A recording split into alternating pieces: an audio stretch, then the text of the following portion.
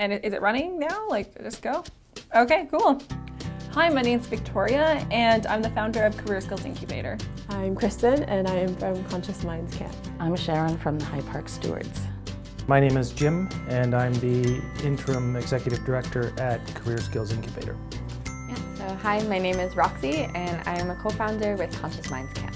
Hi, my name is Bob. I am the General Manager of the Bluffs Advocate, a paper that is distributed from the Don River east towards Pickering.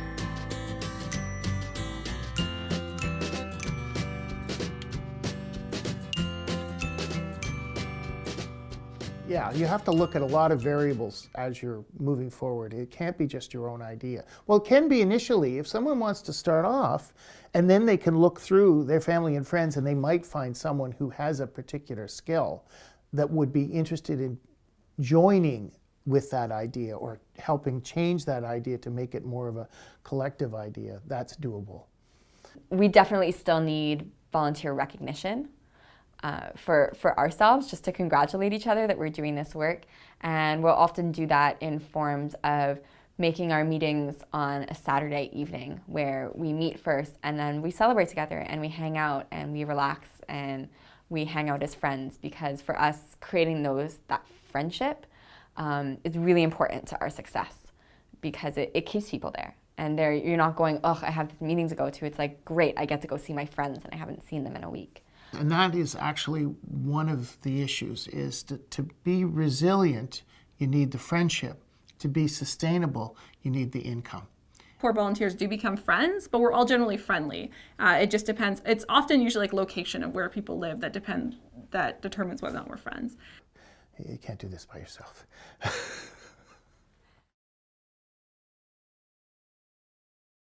Over the last, I'd say, couple of years, we've been actually codifying some of our policies when it comes to workplace conflict, and we're generally a pretty fun, easygoing bunch, so conflict comes up, once in a blue moon.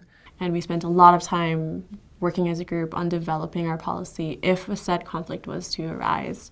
And there's, even though we're grassroots groups, for instance, there are some legal obligations that we have with respect to workplace like labor laws and accommodation for disabled persons, and it's important to, I think, be aware of those obligations and try to build them into your organizational policies.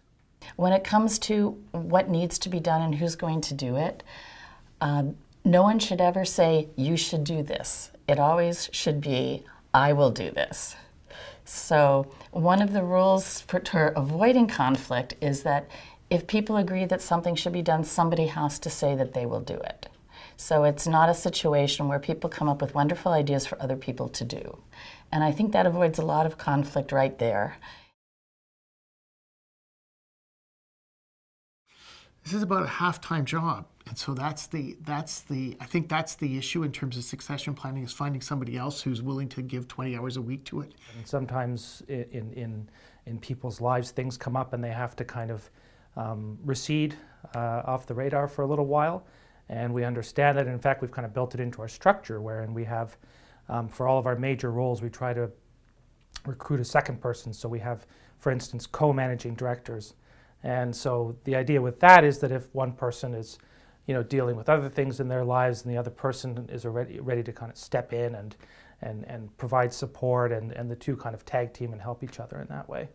And then the other thing is very good documentation. So we have an internal wiki that we try and document all of our processes. But the other thing is sometimes it's a pain, or people don't really enjoy kind of like writing everything down piece by piece. So I'll encourage people to just film themselves or to film their audio of doing something, which is so much easier. You just give them the software, and then maybe when they're training a new volunteer, they just record their voice training the person, and then it's always there. So we can always go back and check. So that's often a lot easier and easier to stay updated than to like actually type something out. So just having those resources is another good way to decrease burnout and just, it's kind of like succession planning. And if theoretically all of us were hit by a bus, tragically, someone could still pick up the pieces.